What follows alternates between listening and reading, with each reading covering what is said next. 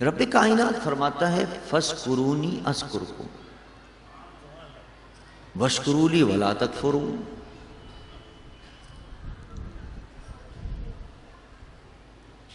تم مجھے یاد کرو، میں تمہیں یاد کروں گا. میری نعمتوں کا شکر کرو، کفران نعمت نہ کرو، ناشکری نہ کرو. یہ اس آیت کا ترجمہ ہے، اور وہ مفہوم ہے کہ جو عام طور پر بیان ہوتا اور آپ سنتے رہتے.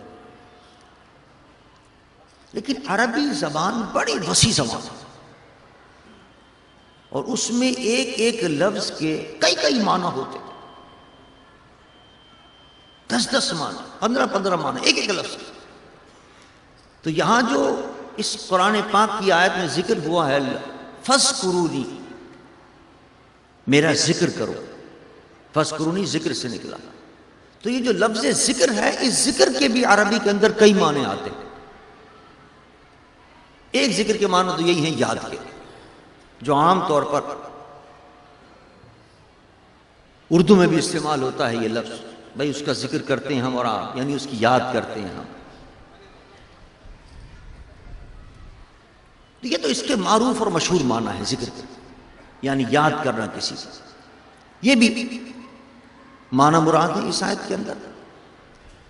علماء نے اور اس کے معنی بیان کی، جس میں سے ایک معنی ہے شرف اور عزت کی. آپ عربی کی لغت اٹھا کر دیکھیں تو اس میں ایک معنی آتے ہیں شرف اور عزت کی بھی.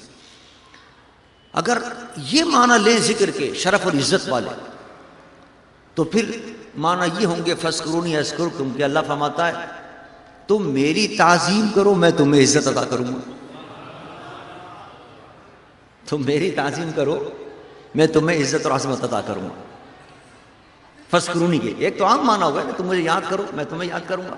اور اگر ذکر سے مراد شرف اور عزت معنی لیں تو معنی یہ بنیں گے کہ تم میری تعظیم کرو میری عزت کرو میں تمہیں عزت عطا کروں گا. اب سوال یہ اللہ کی کیسے عزت کرے؟ یہ سوچنے والی بات. دیکھیں نا، کوئی جسم والے ذات ہو اس کی ہم تعظیم کرتے ہیں، وہ آتا ہے تو ہم کھڑے ہو جاتے ہیں اس کی تعظیم کے لیے. پیر صاحب قبلہ تشریف لائے، ہمارے بزرگوں میں سے سب کھڑے ہو گئے ان کی تعظیم کے لیے. ہم نے تعظیم کی، ان کو کرسی پہ بٹھایا. ہمارے بزرگ ہیں، محترم ہیں، ہمارے مرشدوں کے خاندان سے عزت کی ہم نے ان کے ہاتھ چومے، قدم چومے، تعظیم کی. اب سوال یہ رب کی کیسے تعظیم کریں؟ رب تو آنے سے بھی پاک ہے. یہ تو ہو نہیں سکتا وہ آئے تو ہم کھڑے ہو جائیں اس کی تعظیم کے لیے.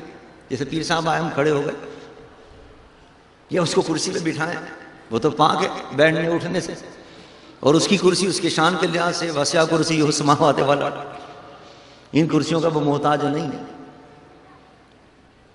اور یہ نہیں کہ وہ ہم اس کے تعظیم کریں تو اس کے ہاتھ چومیں اس کے پاؤں چومیں. وہ تو ہاتھوں سے پاؤں سے پاک ہے. وہ تو اللہ نور السماوات والارض، وہ تو زمین و آسمان کا نور ہے. وہ تو آنے سے پاک ہے، جانے سے پاک ہے، اٹھنے سے پاک ہے، بیٹھنے سے پاک ہے، چلنے پھرنے سے پاک ہے. وہ فرماتا میری تعظیم کرو. مولا تیری کیسے تعظیم ہوگی؟ ہمارے بزرگ آتے ہیں ہم کھڑے ہو کر تعظیم کرتے ہیں، ان کے ہاتھوں کو چوم کر ان کی تعظیم کرتے ہیں، ان کو کرسی پر بٹھا کر ان کی تعظیم کرتے ہیں، اپنے سے اعلیٰ جگہ پر رکھ کر ان کی تعظیم کرتے ہیں.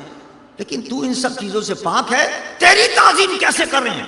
اس کا جواب آیا فَاسْكُرُونِی، میں جسم سے پاک ہوں، میری تعظیم اس طرح ہوگی کہ جو چیزیں مجھ سے نسبت رکھتی ہیں، انبیاء کرام مجھ سے نسبت رکھتے ہیں، اولیاء کرام مجھ سے نسبت رکھتے ہیں، ان کی تعظیم کر لو. سمجھ لو تم نے میری تعظیم کر لی.